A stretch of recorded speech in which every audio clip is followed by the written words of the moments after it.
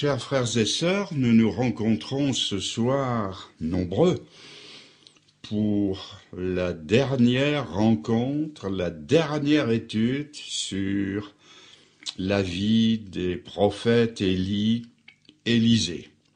Nous en avons fait plusieurs sessions et nous sommes arrivés à la dernière. Je l'ai intitulée « La double portion » et le 14e miracle. Je vais donc reprendre quelques épisodes de la vie du prophète Élie et Élisée. Au premier livre des rois, au chapitre 19 et au verset 14, je lis que Élisée répondit à l'Éternel: j'ai déployé mon zèle pour l'Éternel, le Dieu des armées, car les enfants d'Israël ont abandonné ton alliance, ils ont renversé tes autels, et ils ont tué par l'épée tes prophètes. Je suis resté moi seul, et ils cherchent à m'ôter la vie. L'Éternel lui dit: va, reprends ton chemin par le désert jusqu'à Damas, et quand tu seras arrivé, tu oindras Hazaël pour roi de Syrie, tu oindras aussi Jéhu, fils de Nimshi, pour roi d'Israël, et tu oindras Élisée pour prophète à ta place. Et il arrivera que celui qui échappera à l'épée d'Hazaël, Jéhu le fera mourir, et celui qui échappera à l'épée de Jéhu, Élisée le fera mourir. Nous passons au deuxième livre des rois, chapitre 2, deuxième livre des rois, quelques pages plus loin, au chapitre 2, et je vous lis à partir du premier verset. Lorsque l'Éternel fit monter Élie au ciel dans un tourbillon, Élie partait de Gilgal avec Élisée. Élie dit à Élisée: reste ici, je te prie, car l'Éternel m'envoie jusqu'à Béthel. Élisée répondit: l'Éternel est vivant et ton âme est vivante, je ne te quitterai point. Et ils descendirent à Béthel. Les fils des prophètes qui étaient à Béthel sortirent vers Élisée et lui dirent: sais-tu que l'Éternel enlève aujourd'hui ton maître au-dessus de ta tête? Et il répondit: je le sais aussi, taisez-vous.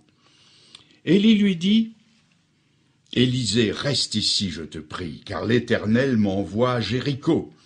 Il répondit: l'Éternel est vivant et ton âme est vivante, je ne te quitterai point. Et ils arrivèrent à Jéricho. Les fils des prophètes qui étaient à Jéricho s'approchèrent d'Élisée et lui dirent: sais-tu que l'Éternel enlève aujourd'hui ton maître au-dessus de ta tête? Et il répondit: je le sais aussi, taisez-vous. Élie lui dit: reste ici, je te prie, car l'Éternel m'envoie au Jourdain. Élisée répondit: l'Éternel est vivant et ton âme est vivante, je ne te quitterai point. Et ils poursuivirent tous deux leur chemin.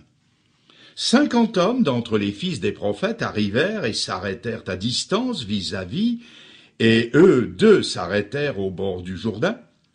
Alors Élie prit son manteau, le roula, et en frappa les eaux qui se partagèrent çà et là, et ils passèrent tous deux à sec. Lorsqu'ils eurent passé, Élie dit à Élisée: demande ce que tu veux que je fasse pour toi, avant que je sois enlevé d'avec toi. Élisée répondit: qu'il y ait sur moi, je te prie, une double portion de ton esprit. Élie dit: tu demandes une chose difficile. Mais si tu me vois pendant que je serai élevé d'avec toi, cela t'arrivera ainsi, sinon cela n'arrivera pas. Comme il continuait à marcher, en parlant, voici un char de feu et des chevaux de feu les séparèrent l'un de l'autre, et Élie monta au ciel dans un tourbillon. Élisée regardait et criait: mon père, char d'Israël et sa cavalerie. Et il ne le vit plus. Saisissant alors ses vêtements, il les déchira en 2 morceaux. Il releva le manteau qu'Élie avait laissé tomber, Puis il retourna et s'arrêta au bord du Jourdain. Il prit le manteau qu'Élie avait laissé tomber, et il en frappa les eaux et dit, « Où est l'Éternel, le Dieu d'Élie ?» Lui aussi, il frappa les eaux qui se partagèrent çà et là, et Élisée passa. Un dernier texte. Là, j'éprouve votre patience.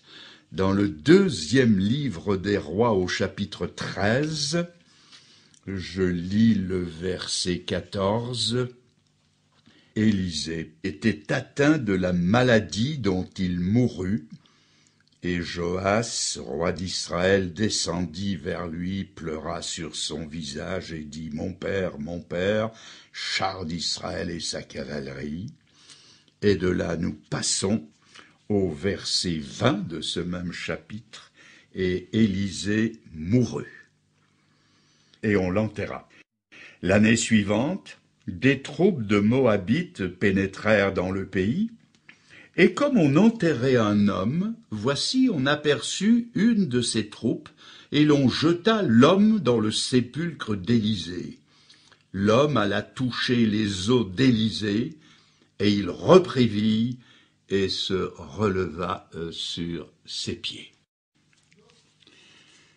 Je voudrais donc vous parler de la vocation du prophète Élisée, et en tirer les encouragements et les enseignements dont nous avons besoin aujourd'hui.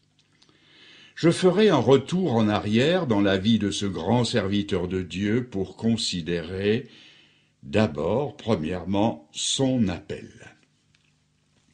Dans certains cas, Dieu appelle ses serviteurs lui-même, et pour le faire, il ne s'entoure d'aucune aide. C'est ce qui est arrivé dans le livre des Actes au chapitre 13, dans l'assemblée d'Antioche, où Dieu dit « Mettez-moi à part Barnabas et Saul pour l'œuvre à laquelle je les ai appelés. » C'est de cette façon que Dieu appelle parfois ses enfants à son service. L'appel de Dieu est une conviction intérieure qui nous est imposée par le Saint-Esprit et à l'action duquel il devient plus pénible de résister que de céder. Ce fut l'expérience du prophète Jérémie qui dit au chapitre 20 du livre qui porte son nom « Tu m'as persuadé, Éternel, et je me suis laissé persuader. » Au verset 9, il poursuit par ces paroles « Si je dis « Je ne parlerai plus en son nom », il y a dans mon cœur un feu dévorant qui est renfermé dans mes os. Je m'efforce de le contenir et je ne le puis. » Dans d'autres cas, Dieu se sert d'hommes pour en appeler d'autres à son service. C'était le cas d'Élisée. C'est par Élie que Dieu l'a appelé. Dieu se sert ainsi de saints hommes qui jettent sur d'autres une influence heureuse autant qu'irrésistible. Et plus d'un serviteur de Dieu doit son appel, son ministère, à un exemple, une attitude, un regard ou une parole qui ont laissé sur eux une impression indélébile. Pour la conversion des âmes, le Saint-Esprit s'y prend aussi de deux façons. Le Seigneur ne laisse à personne d'autre qu'à lui-même le soin de convertir Saul de Tarse. Il l'entreprend tout seul dans la dramatique rencontre sur le chemin de Damas. Ainsi, certains trouvent le salut dans un tête-à-tête avec Dieu ou dans un seul à seul avec la Bible qui est la parole de Dieu.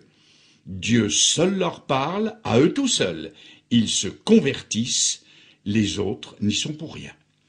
Dans d'autres cas, et c'est le moyen habituel, Dieu enverra Pierre à la maison de Corneille pour qu'ils s'y convertissent tous, ou il enverra Philippe au désert pour qu'il y rencontre l'Éthiopien qui lisait sans le comprendre le manuscrit d'Ésaïe. Deuxièmement, Élisée n'a pas essayé d'entrer dans le service avant d'y être appelé. Ce n'est pas de son propre chef qu'il s'est attribué cette charge. Seul un imposteur peut prétendre à une telle chose. Ce n'est que lorsqu'il a été sûr de l'appel de Dieu qu'il a quitté ses bœufs, sa charrue et sa famille pour suivre Élie. Et cela nous amène à nous poser une question. Qu'est-ce qui constitue l'appel de Dieu pour un service spécial? D'abord, je souligne le besoin. Le besoin n'est pas l'appel. Le besoin de serviteur de Dieu se fait pressant partout, et on ne saurait trop insister sur ce point. Cependant, le besoin seul ne constitue pas l'appel. Regardez notre Seigneur. Pendant les 30 premières années de sa vie, il n'a pas bougé. Pourtant, les besoins étaient là, mais il a attendu l'heure de Dieu. Non, le besoin n'est pas l'appel. L'occasion non plus n'est pas l'appel. Il y a beaucoup d'occasions pour servir le Seigneur. Si des portes se ferment, d'autres s'ouvrent comme jamais auparavant. Je pense à des pays d'Afrique où, munis de quelques diplômes techniques, des jeunes pourraient pendant quelques années servir le Seigneur tout en pourvoyant, en partie du moins, à leurs propres besoins. Mais ni le besoin, ni l'occasion, à eux seuls, ne sont pas l'appel. La capacité non plus n'est pas l'appel. Nous pouvons avoir toutes les qualifications utiles pour le service de Dieu, spirituellement, mentalement, physiquement et intellectuellement. Toutes précieuses et indispensables que soient ces choses, elles ne constituent pas en elles-mêmes l'appel de Dieu. L'invitation n'est pas nécessairement l'appel de Dieu. Quelque prétendu Élie peut venir vers nous et essayer de nous entraîner dans ses activités ou sa vision des choses. Il faut alors s'assurer que l'invitation est bien la voix du maître et non celle d'un gourou. Le désir n'est pas l'appel. Nous pouvons avoir le brûlant désir de servir le Seigneur, et que Dieu nous garde de jamais faire baisser cette flamme en celui chez qui elle brûle, mais il faut prendre garde à ne pas s'avancer avant de recevoir son ordre de marche. En bref, l'appel de Dieu, c'est quoi l'appel de Dieu? C'est cette conviction profonde, intérieure, accompagnée par la paix du cœur et confirmée par la parole de Dieu, que Dieu nous veut pour un certain travail et à un certain endroit. Puis-je répéter cela en bref? C'est cette conviction profonde, intérieure, accompagnée de la paix du cœur, que Dieu nous veut pour un certain travail et à un certain endroit. Troisièmement, Élisée fut appelé à un travail très difficile. Et difficile, le travail de Dieu l'est toujours, assurément. Le Seigneur ne nous appelle que très rarement à quelque chose de facile. Mais dans le cas d'Élisée, son ministère allait être particulièrement difficile. Relisons le premier livre des Rois, chapitre 19, verset 17. « Et il arrivera que celui qui échappera à l'épée de Hazaël, Jéhu le fera mourir, et celui qui échappera à l'épée de Jéhu, Élisée le fera mourir. » C'était un ministère de mort.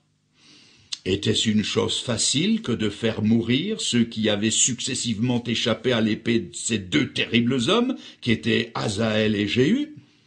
Était-ce aussi une chose facile que de verser de l'eau sur les mains d'Élie et d'être à son service pendant 9 ans? Non, ce n'était pas facile que d'avoir Élie pour père et de s'en montrer le digne fils, mettre l'idolâtrie à mort, dénoncer le péché sous toutes ses formes, ne pas pactiser avec le mal ambiant, faire mourir la chair avec ses passions et tenir bon pour la vérité, c'était là un service très difficile.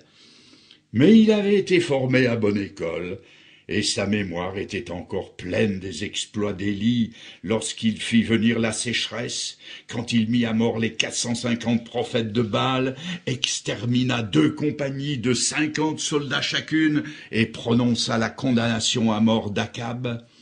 À son tour, il allait devoir exercer les mêmes rigueurs, et dans ce qui nous est rapporté de lui, il y a la lèpre du général Naaman qui s'attache à Géasi, et la malédiction de 42 jeunes gens de Bethel qui sont aussitôt déchirés par 2 ours.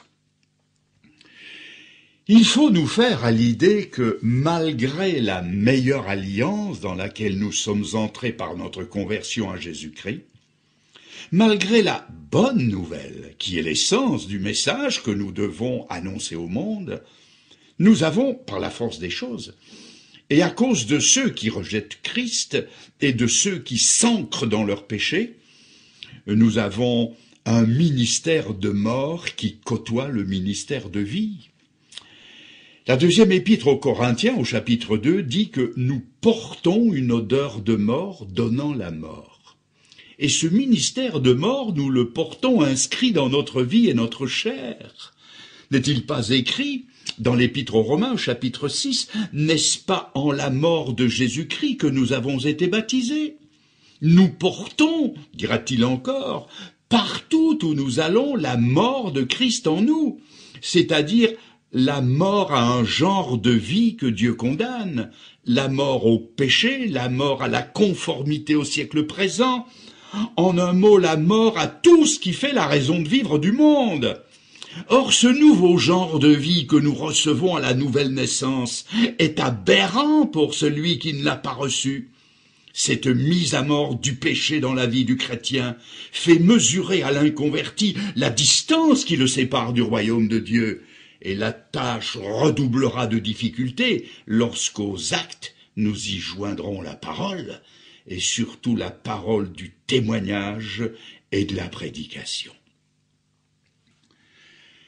Un christianisme décadent voudrait éviter ce que la Bible appelle l'opprobre du Christ.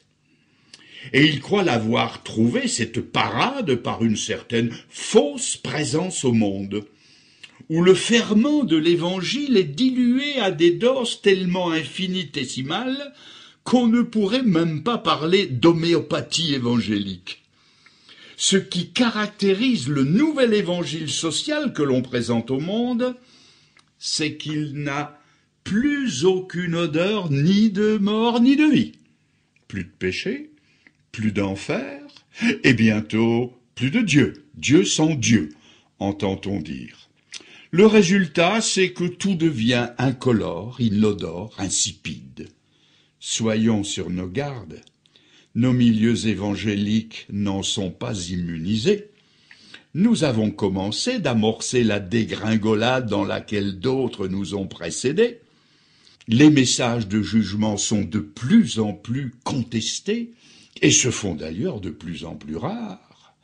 La grande vogue, c'est de parler de l'amour de Dieu avec un A majuscule. Puis-je attirer votre attention sur deux constatations que j'ai faites. Je les ai trouvées tout seul. La première, c'est que l'expression « la colère de Dieu » se rencontre un aussi grand nombre de fois dans la Bible que l'expression « l'amour de Dieu » et ses dérivés. La deuxième, c'est que dans les messages du livre des Actes, les apôtres n'ont jamais prêché, il ne nous a pas été rapporté qu'ils aient jamais prêché l'amour de Dieu. Ils prêchaient le jugement à venir, la repentance, le pardon des péchés, la foi en Jésus-Christ, la résurrection, mais pas l'amour de Dieu, bien qu'il était partout sous-jacent, je l'admets. Ils ne parlaient pas d'amour au monde. Ils en étaient animés, ils en étaient remplis, ça leur sortait par tous les pores de la peau. Leur langage était d'acier, leur amour était enveloppant comme une caresse. Jamais ils n'ont sacrifié au goût du jour. Et lorsque Félix et sa concubine Drusille viendront entendre l'apôtre Paul sur un sujet spécifique, la foi en Christ, l'illustre apôtre, faisant fi de leurs désirs, les fera trembler en leur parlant de la justice, de la tempérance et du jugement à venir. Et Félix, tout effrayé, lui a répondu « Pour le moment, va-t'en, Paul, quand je trouverai un moment plus convenable, je t'appellerai. » Les menteurs comme Ananias et Saphira ne pouvaient résister dans l'assemblée des saints, ils tombaient morts en leur présence. Et les jeunes gens, Loin de penser à l'amour libre, étaient les nécrologues de l'Église. Ils étaient tour à tour brancardiers, croque-morts et fossoyeurs. Le résultat était qu'on craignait Dieu, le péché était redouté, et la vie divine pouvait s'épanouir dans l'amour mutuel que Dieu versait dans les cœurs par le Saint-Esprit. Dès que nous répondons à l'appel de Dieu, nous sommes impliqués dans une guerre spirituelle où les ennemis ne manquent pas tant à l'intérieur qu'à l'extérieur. Nous devenons la cible particulière de Satan. À quoi serviraient les armes du chrétien mentionnées dans Éphésiens 6, et auxquelles j'ai fait allusion, si nous n'avions pas à lutter contre les ruses du diable, contre les dominations, autorités, principautés du monde des ténèbres, et contre les esprits méchants qui sont dans les lieux célestes? C'est pourquoi, comme Élisée, nous avons besoin d'être revêtus de deux qualifications fondamentales qui sont stabilité et endurance. Quatrièmement, Élisée répondit à l'appel de tout son cœur. Il n'est pas possible de rapprocher l'adieu d'Élisée à ses parents d'avec l'adieu du jeune homme mentionné dans l'évangile de Luc au chapitre 9, qui s'est offert à suivre le Seigneur et qui s'est entendu répondre « Quiconque met la main à la charrue et regarde en arrière n'est pas propre pour le royaume de Dieu ». On ne peut pas les comparer, car Élisée, lui, ne risquait pas de se laisser reprendre par l'ambiance familiale. Remarquez qu'il fait trois choses. 1. Il court après Élie. 2. Il va dire adieu aux siens. 3. Il coupe les ponts en cassant sa charrette et en immolant ses deux bœufs. Ces trois choses sont la garantie d'un cœur entièrement et indéfectiblement rendu à Dieu. Suit alors cette longue période estimée à 9 ans d'humble service caché où, entre autres choses, il versait de l'eau sur les mains d'Élie. Nous en arrivons maintenant à la deuxième plaque tournante de sa vie, où il va demander et recevoir la double portion d'esprit qui reposait sur Élie, ce qui va lui permettre de mener à bien son difficile ministère prophétique. Voyons donc, en cinquième analyse, voyons sa détermination. Cela se lit dans les premiers versets du deuxième livre des Rois. Écoutez ce dialogue à l'emporte-pièce entre les deux hommes au moment où Élie va être enlevé au ciel par des chars et des chevaux de feu. Au chapitre 2, et verset 2, Élie lui dit « Reste ici. » « Je ne te quitterai point, répond Élisée. Au verset 3, « Sais-tu que Dieu va enlever ton maître, disent les fils des prophètes ?»« Je le sais, taisez-vous, répond Élisée. Au verset 4, « Reste ici, dit à nouveau Élie. »« Je ne te laisserai point, répond Élisée. Au verset 5, « Sais-tu que Dieu va enlever ton maître, redisent les fils des prophètes ? Je le sais, taisez-vous, réplique Élisée. Au verset 6, « Reste ici, lui dit une troisième fois Élie. Je ne te quitterai point, lui répondit Élisée. » Quelle détermination! Ah, ça se passe de commentaires. Quel crack que c'est Élisée! C'est à vous couper le souffle. Et remarquez que rien ne lui facilite la tâche. Aucune parole d'encouragement, ni d'Élie, ni des fils des prophètes. Tout est fait pour le détourner, mais rien ne le rebute. On comprend d'avance, même sans connaître la suite, qu'avec un esprit pareil, le mot impossible n'est pas français et qu'il aura ce qu'il veut. Sixièmement, pourquoi cette détermination? Parce qu'il avait en vue une double portion. Je dois vous avouer qu'il m'est arrivé, dans le passé, de juger hâtivement le désir d'Élisée d'avoir une double portion. J'ai parfois pensé, irrespectueusement, je l'avoue, eh bien, Élisée, tu ne te prends pas pour la 5e roue d'un char. Tu ne te crois pas sorti de la cuisse de Jupiter. Si tu avais demandé le double de ce qu'avaient les fils des prophètes, là je l'aurais compris. mais oser demander le double du plus grand prophète d'Israël, qui lui-même n'avait de commune mesure avec personne. Quelle audace que la tienne! Une bien grosse sonnette pour un si petit vélo. Oui, quelle audace, quelle sainte audace pour Dieu! Car c'est ainsi qu'il faut comprendre la chose, et non pas comme le produit ou le sous-produit d'une ambition personnelle démesurée. Élisée est de la trempe de ceux qui illustrent ce verset un peu mystérieux du Nouveau Testament. Le royaume des cieux est forcé, et ce sont les violents qui s'en emparent. Élisée est de la lignée de ceux qui, pour Dieu, en veulent tant qu'ils peuvent. Il est comme Aksa, la fille de Caleb, qui vient voir son père avec la détermination de recevoir plus qu'elle n'a reçu, et qui dit à son père, « Tu m'as donné des terres au midi, donne-moi aussi des sources d'eau. » Et Caleb lui donna la double mesure, les sources d'en bas et les sources d'en haut, comme dit notre version, les sources inférieures et les sources supérieures. Il est de ceux qui prennent leur lance et frappent par terre non pas 3 fois, mais 7 fois, car ils ne veulent pas moins que les 7/7 de la victoire de Dieu. Il n'est pas de ceux qui se contentent du médiocre ou même du normal. Non, dans sa vie, il ne peut rouler qu'au supercarburant. 100 degrés d'octane, Seigneur, sinon ma vie cogne. La tâche est si grande, la moisson si vaste, les ouvriers si peu nombreux et le temps si court qu'il sait qu'une mesure normale ne peut suffire. Malgré les interventions d'Élie, la situation morale et spirituelle de la nation ne s'était pas améliorée. Jézabel était encore en vie et Athalie était déjà en place. Le flot de l'apostasie risquait de submerger la nation.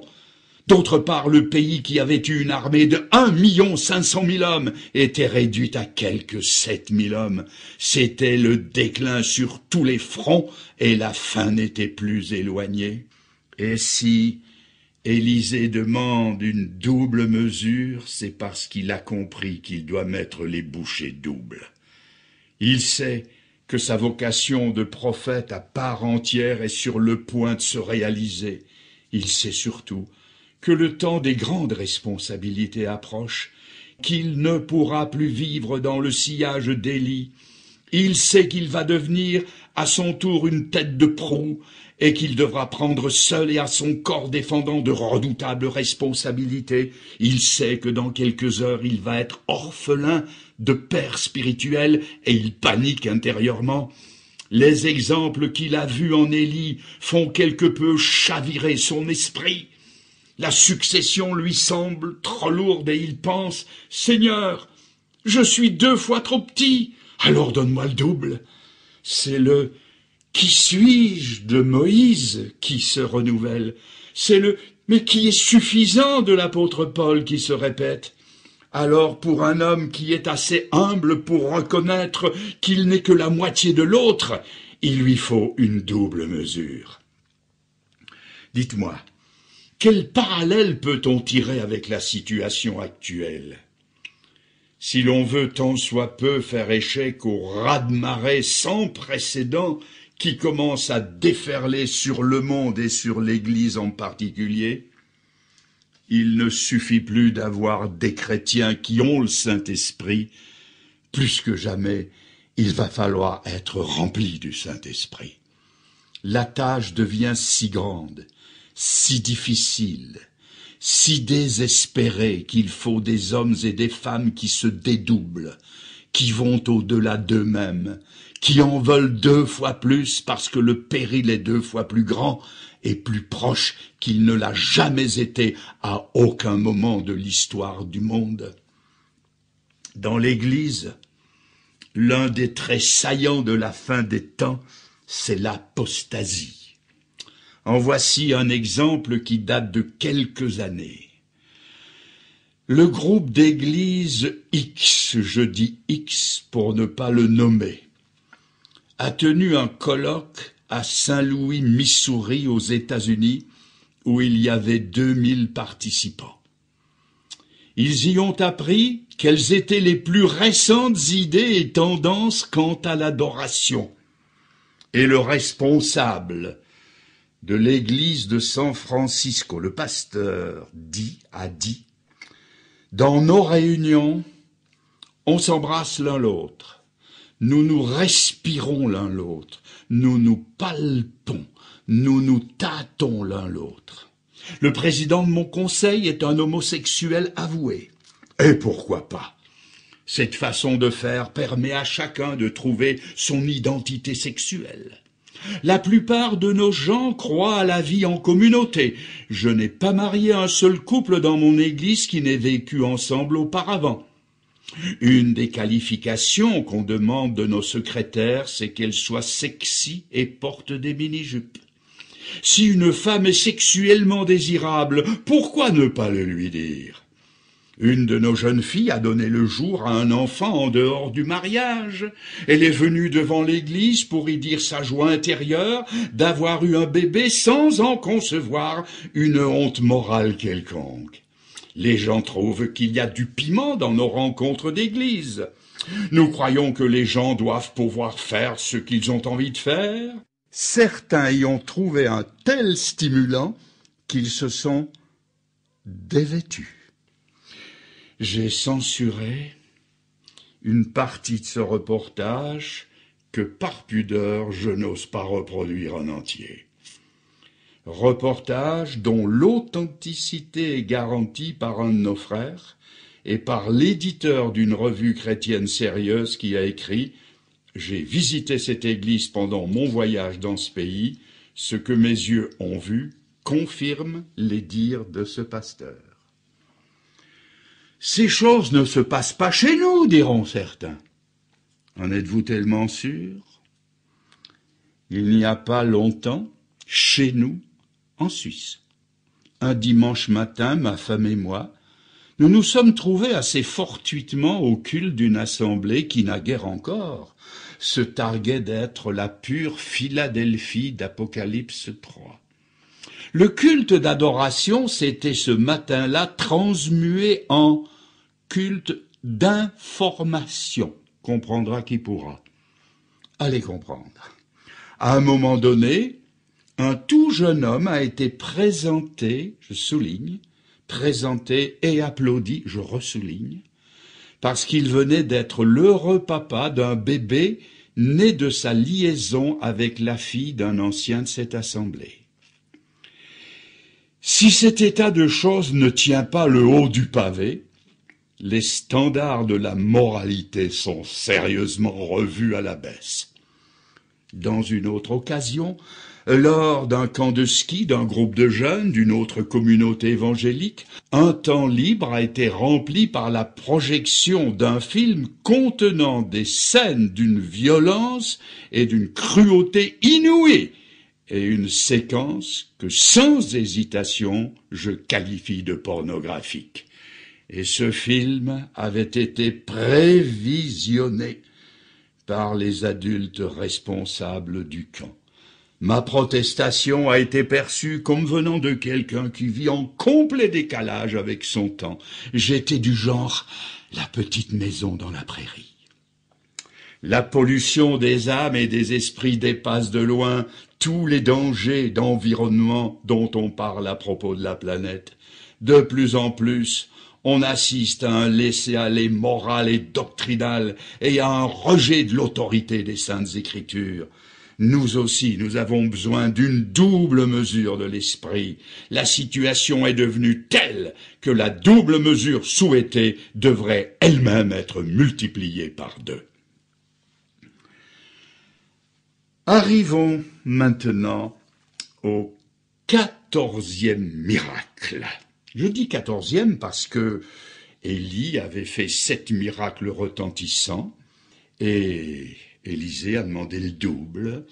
Il devait donc y en avoir 14. Élisée se retrouve seul avec à ses pieds le manteau qu'Élie a laissé tomber. Il serre dans son cœur la promesse d'un Dieu qui ne peut pas mentir. La mesure double lui est accordée. Et le voilà parti pour la grande et merveilleuse aventure d'un ministère fructueux.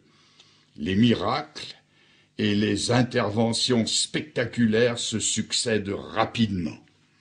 L'impiété est tenue en échec pour un temps, et avec elle, tous les malheurs qui en sont la suite inévitable. Ceux qui sont découragés reprennent courage, le reste des combattants pour la vérité se regroupent et forment un dernier carré qui, longtemps encore, donnera du fil à retordre aux forces de l'apostasie. J'ai compté les miracles faits par Élie. 1, 2, 3, 4, 5, 6, 7. Sur le plan du nombre des miracles, Élisée a atteint la mesure d'Élie, avec la résurrection du fils de la Sunamite. Le point culminant sera-t-il le point d'arrêt? Dieu va-t-il tenir sa promesse? Il la tient. La liste s'allonge, malgré les efforts de Satan qui veut faire mettre Élisée à mort. 8, 9, 10, 11 miracles, 12 miracles, 13 miracles. Il n'en manque plus qu'un pour faire 14. Juste le double. Mais 13 est décidément le mauvais chiffre. Élisée tombe gravement malade, et avant qu'il ait pu achever son ministère, il meurt, laissant un miracle en suspens. De graves questions se posent pour nous. Puisque l'œuvre n'a pas atteint sa dimension promise, les promesses de Dieu ont-elles tourné court? L'enfer va-t-il arracher au Fils de Dieu le 1/14e de sa victoire? La mort prématurée de Jésus sur la croix, même si cette mort est un triomphe, ne laisse-t-elle pas l'œuvre du salut inachevée? Peut-on croire en Dieu jusqu'au bout? Il est l'alpha, mais est-il l'oméga? Il est le commencement, mais est-il la fin? Dieu ne serait-il qu'à la mesure du livre de la Genèse qui commence par le majestueux « Au commencement Dieu » et qui se termine par le lamentable « Dans un cercueil en Égypte » Dieu aurait-il mal calculé la dépense au point de ne pouvoir achever son œuvre?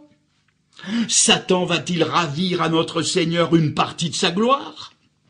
Dieu n'en aurait-il que les 13/14e? Si ces pensées étaient exactes, il nous faudrait encore aller plus loin dans la logique des choses et nous demander si la victoire de la croix a été aussi totale que la Bible l'affirme. La Bible ne serait-elle plus qu'au 13/14e vrai? Notre sécurité éternelle est-elle encore assurée? Ne serais-je pas le 14e, l'oublié au retour du Seigneur? Question angoissante s'il en est. Dieu est puissant, mais est-il le Tout-Puissant? L'Omniscient aurait-il commis une erreur d'appréciation ou sous-estimé l'adversaire? Oui ou non, puis-je mourir en paix dans les bras de mon Sauveur? Le tout est accompli, n'est-il pas devenu le presque tout est accompli? Manque-t-il une arche au pilier du pont qui enjambe les temps de feu? Dois-je suppléer à l'œuvre de Dieu? Au lieu de dire « Toutes les promesses de Dieu sont oui et amen en Jésus-Christ », faut-il seulement dire que toutes les promesses de Dieu sont oui sans garantie d'amen? Le bras de Dieu est-il un 14e trop court pour me secourir? Affreuse pensée que celle-là! Insinuations qui sentent le soufre à planer. On sait d'où elles viennent, elles ont un relent de géhenne, elles n'ont que trop souvent été suggérées dans l'esprit du racheté du Seigneur lorsqu'il passe par quelque grande douleur ou faute ou circonstance difficile. La réponse finale se trouve dans le 2e livre des Rois, au chapitre 13, dans les versets 20 et 21, que je tiens à vous relire. Je vais le faire lentement. Élisée mourut, et on l'enterra. Il en est au 13/14e là. L'année suivante, et je souligne, l'année suivante, des troupes de Moab pénètrent dans le pays, et il arriva que, comme on enterrait un mort, voici on vit venir la troupe, et on jeta l'homme dans le sépulcre d'Élisée. L'homme alla toucher les os d'Élisée, et il reprit vie et se leva sur ses pieds. C'est ce 14e miracle, et comme le matin de Pâques dans la vie d'Élisée. Ce que sa bouche a dit, sa main l'accomplira. Alléluia! Dieu fait éclater son triomphe jusque dans le domaine préféré du prince de la mort. C'est quand tout semble perdu, que la promesse est inachevée, qu'il ne reste plus qu'un squelette décharné, un mort que l'on enterre, une bande de pillards, un cadavre précipitamment abandonné, quand la situation est au plus bas, quand tout parle de défaite, c'est alors que le Seigneur vient dire l'amen de sa promesse d'autrefois. Écoutons maintenant sa promesse pour nous à la lumière de cet événement. Dans Philippiens 1:6, il est dit « La bonne œuvre qu'il a commencée en vous, il l'achèvera. » Quand ? Au jour de Jésus-Christ. C'est là que nous aurons le 14e, car il ne reste plus, pour le racheter, qu'une seule promesse à accomplir. Nous attendons la rédemption de notre corps, nous dit Romains 8. Et même si ce corps doit descendre dans la tombe, on peut chanter « Sur moi, si la tombe se ferme, j'en sortirai tout glorieux ». Le racheter sait que c'est vrai. Il peut croire à la parole de Jésus. Celui qui croit en moi vivra quand même, il serait mort. De cela, le racheté en a la garantie. Il regarde au matin du dimanche de Pâques, et entrant avec Pierre et Jean dans une tombe vide, il acquiert la certitude que ce qui paraît incomplet sur cette terre ou dans la vie trouvera son plein accomplissement lorsque Jésus aura mis le dernier ennemi sous ses pieds, c'est-à-dire la mort. Dieu nous montrera que des promesses ont été accomplies sans que nous en ayons connu leur achèvement, comme Élisée, qui a attendu un accomplissement qui ne s'est pas fait de son vivant. Dieu nous révélera les aspects secrets de son œuvre. Il nous montrera ses œuvres cachées. Y a-t-il une chose qui reste en suspens dans votre vie avec le Seigneur? Sachez que tout ne se finit pas avec cette vie-ci.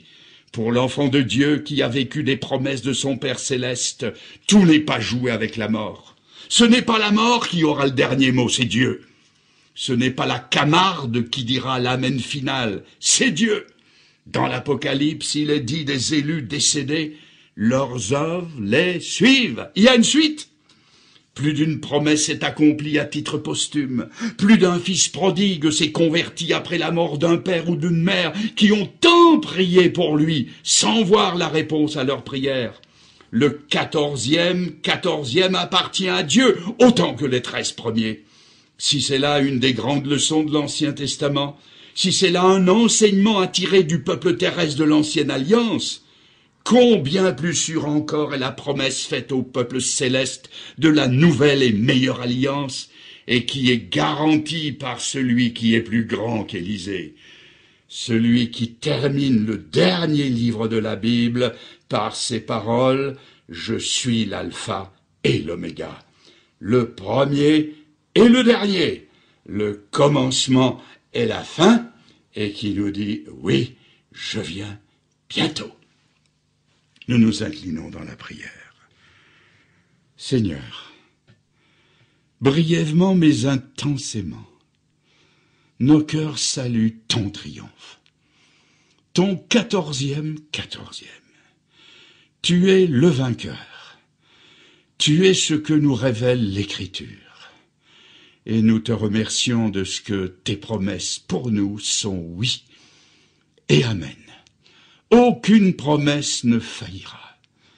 Tu nous as pardonné, tu nous as accueillis, tu nous as donné des assurances, et elles seront comme tu l'as dit. Ce que ta bouche a dit, ta main l'accomplira. Donne-nous, Seigneur, de vivre de cette excellence. Donne-nous d'y plonger les regards et d'y baigner notre âme en quelque sorte tous les jours de notre vie. Garde-nous, Seigneur, aujourd'hui. Nous nous quittons cette fois-ci pour de bon. Et nous te demandons de nous rappeler toutes les leçons tirées de la vie de ces deux grands hommes. En n'oubliant pas, Seigneur, que celui qui doit tirer nos regards définitivement, c'est l'homme Christ Jésus, comme il est appelé dans ta parole. Seigneur, attache nos cœurs à sa personne, à son œuvre, à tout ce qui le concerne. Et nous le disons de tout cœur, nous le disons avec force, Seigneur, maintenant, reste avec nous. Et bénis tes églises, ton église, dans les temps difficiles qu'elle traverse. Seigneur, suscite encore des Élie et des Élisée au milieu de nous, nous te le demandons. Et cela au nom béni, heureux, éternellement béni du Seigneur Jésus. Amen, Seigneur.